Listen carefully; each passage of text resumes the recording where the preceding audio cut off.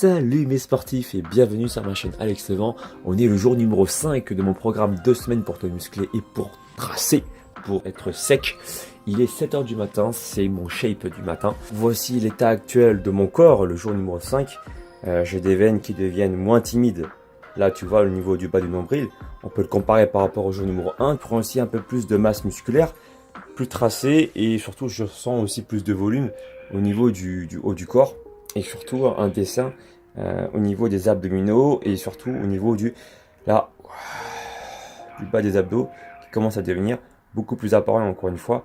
Les veines beaucoup moins timides le jour numéro 5. Comme quoi en peu de temps on peut aussi déjà commencer à avoir un bon résultat rien qu'en écoutant encore une fois ces ressentis alimentaires sans rien peser quoi que ce soit. Et comme je te l'ai montré en partant dans des apéros, en consommant également des aliments que tu ne prépares pas en mangeant dehors, il y a possibilité vraiment d'avoir de bons résultats. Donc je t'invite à rester déterminé et motivé. Voilà, pour cet été, tu seras prêt. Tu vois, rien qu'en faisant attention, sans peser quoi que ce soit et en mangeant moins instinctivement, tu vois que je commence déjà à être beaucoup plus tracé. Ce n'est que le 5e jour de mon programme, comme quoi ça peut aller aussi très très vite si tu fais attention à ce que tu manges, si tu es vraiment à l'écoute de tes ressentis musculaires et alimentaires. Pour garder justement, pour être encore plus sec, pour dessiner et perdre du gras au niveau du ventre, je vais continuer à faire du HIIT 15 minutes le matin, pas plus, 20 secondes de course et 20 secondes de récupération, en commençant bien sûr au début par 5 minutes d'échauffement. Et puis ensuite, je vais faire un circuit training ou une série d'exercices de musculation. Je vais encore réfléchir au programme pendant que je vais courir et je te dis à tout à l'heure pour la suite de l'aventure. J'ai hâte de te montrer la suite.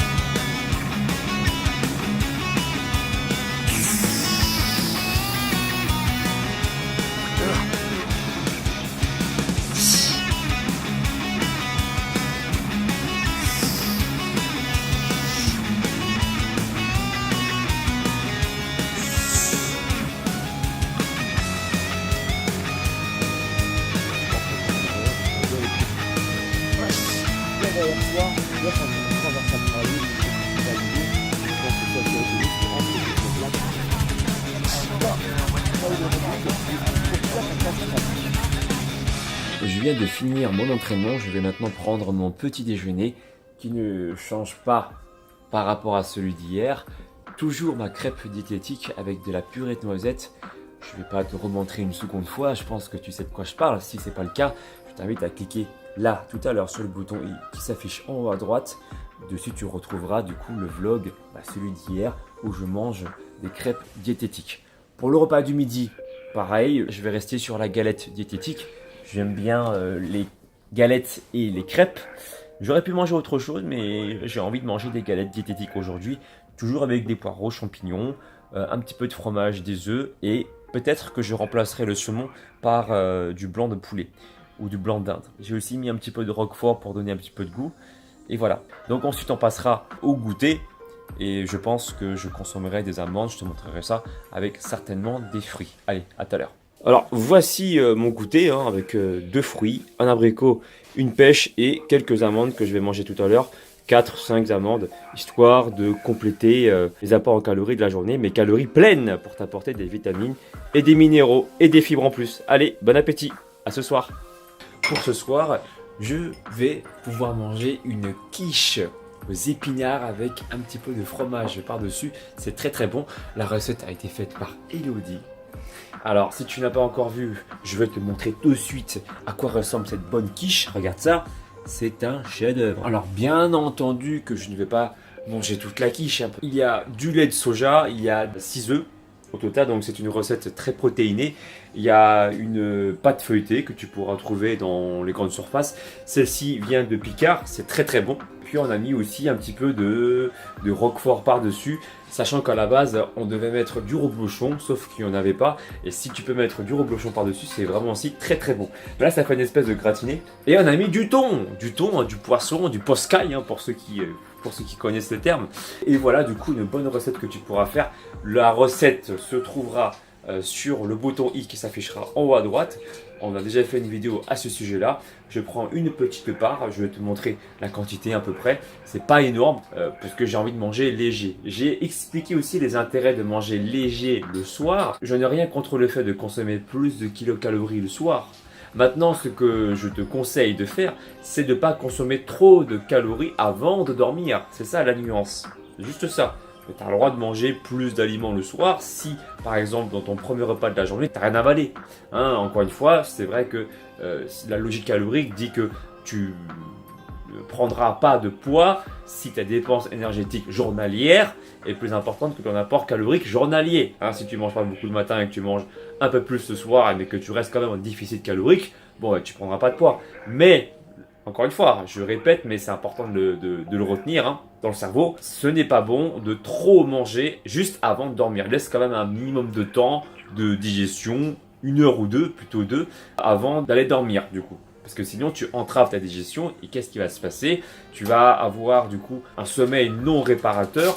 Et un sommeil non réparateur, ça a plusieurs conséquences, notamment le fait d'avoir un système hormonal qui n'est pas au top, qui n'est pas fonctionnel à 100%. Je pense aussi au taux de testostérone qui baisse. Et comme tu le sais, si ton taux de testostérone il descend, bah, du coup tu n'optimises pas la prise de masse musculaire et implicitement tu n'optimises pas le fait de brûler du gras puisque le muscle est un consommateur de graisse. Je crois avoir tout dit. Hein, et puis j'ai envie de te dire, allons déguster cette fameuse quiche. Allez, c'est parti, let's go. Du coup, ma petite part de quiche. Voilà, alors bien sûr, elle est pas grosse, hein, mais si j'estime ne pas avoir atteint encore les 80% de satiété, ce qui risque d'être le cas, mais je vais me resservir. Je préfère me servir pas beaucoup pour ensuite me resservir après 15 minutes, 20 minutes de blabla pour ensuite me rendre compte de mon niveau de satiété. Autant prendre une petite assiette pour respecter mes consignes. Comme tu le sais, moi j'aime bien d'abord appliquer mes conseils avant de pouvoir les transmettre aux autres. L'astuce facile pour éviter de manger pour rien numéro 5 qui précise bien qu'il faut d'abord prendre des petites assiettes pour ensuite se resservir si on a encore un peu plus faim. Eh ben écoute, voilà à quoi ressemble ma petite quiche. On va la fumer, c'est trop bien.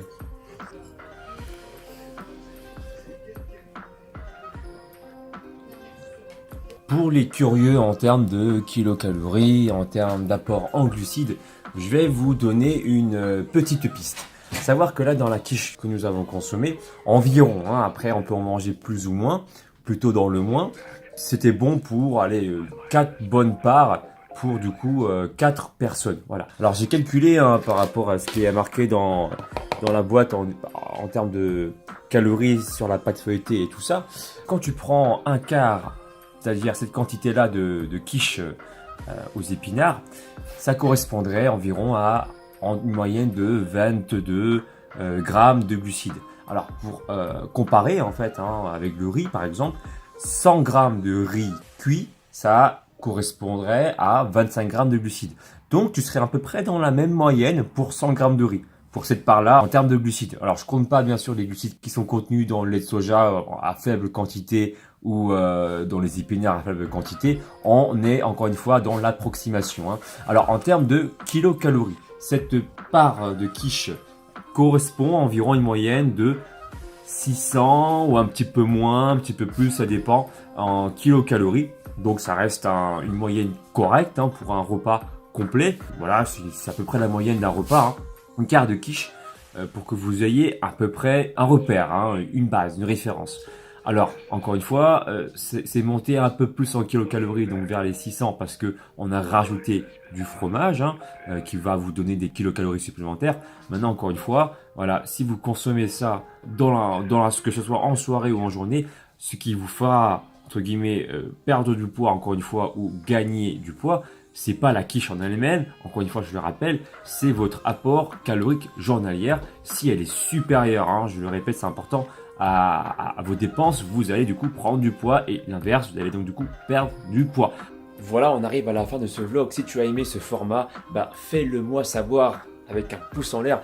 Dis-moi dans la barre des commentaires tes ressentis, ce que tu penses de cette vidéo.